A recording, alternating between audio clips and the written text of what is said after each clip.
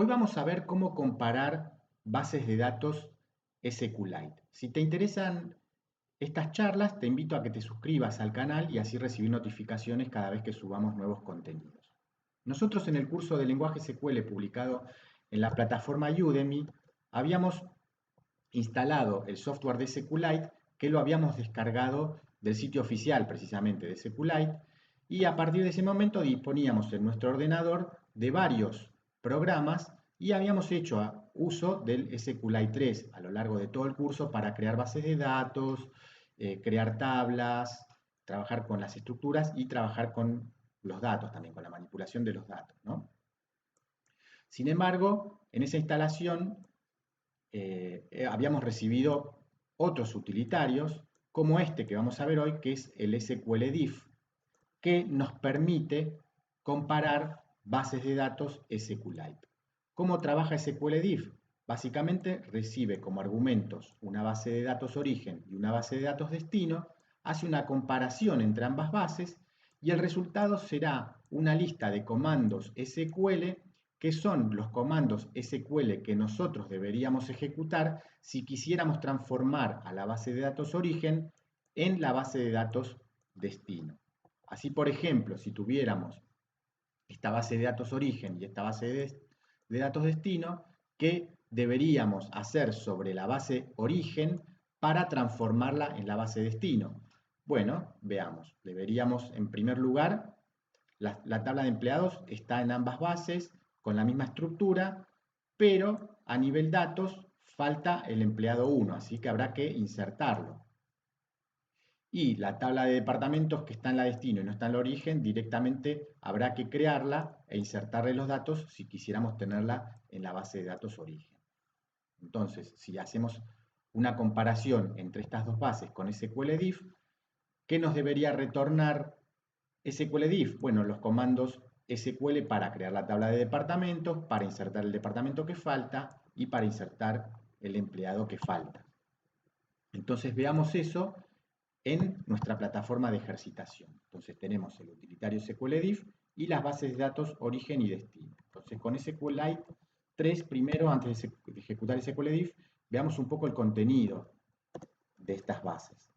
Vamos a abrir primero la base origen, vamos a mirar qué estructuras hay, solamente una tabla de empleados, al igual que vimos recién en la pizarra, vamos a mirar los datos, tenemos solamente el empleado 2. Ahora vamos a abrir la base destino, vamos a mirar las estructuras, la tabla de empleados y la de departamentos, vamos a mirar qué hay adentro de esas tablas. Aquí sí tenemos en la destino 2 empleados y veamos el contenido de la tabla de departamentos. Ahí vemos el departamento de recursos humanos. Entonces, con SQLDIF, si comparamos,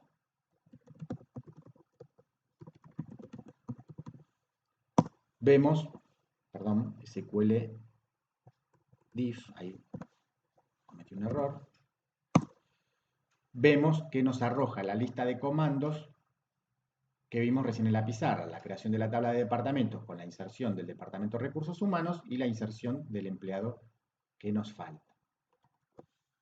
Este es el comportamiento por defecto que tiene SQLDIF, pero nos ofrece otras posibilidades, otras opciones a través de switches, como por ejemplo el switch schema, que nos permite comparar solamente estructuras sin preocuparnos por los datos.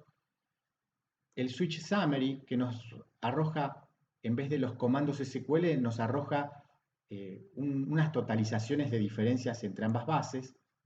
La posibilidad de comparar solamente una tabla o la posibilidad de recibir todos los comandos SQL para hacer la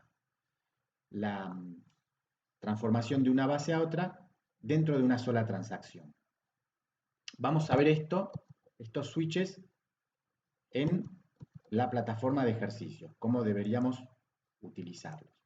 Entonces volvemos a la plataforma. El primero era el comando schema. Entonces ahí vemos.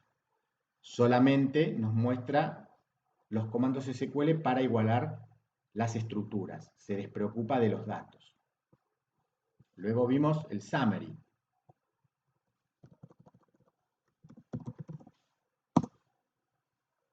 Ahí nos ofrece una totalización de diferencias.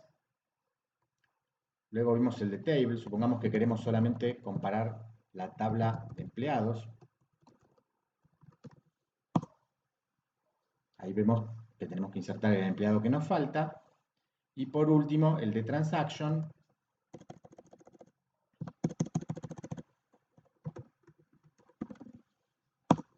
que nos retorna todos los comandos SQL que debemos ejecutar dentro de una transacción que comienza con begin transaction y finaliza con commit. Así que bueno, esto fue todo en el video. Si te gusta, te invito a que te suscribas y nos vemos en la próxima. Chau.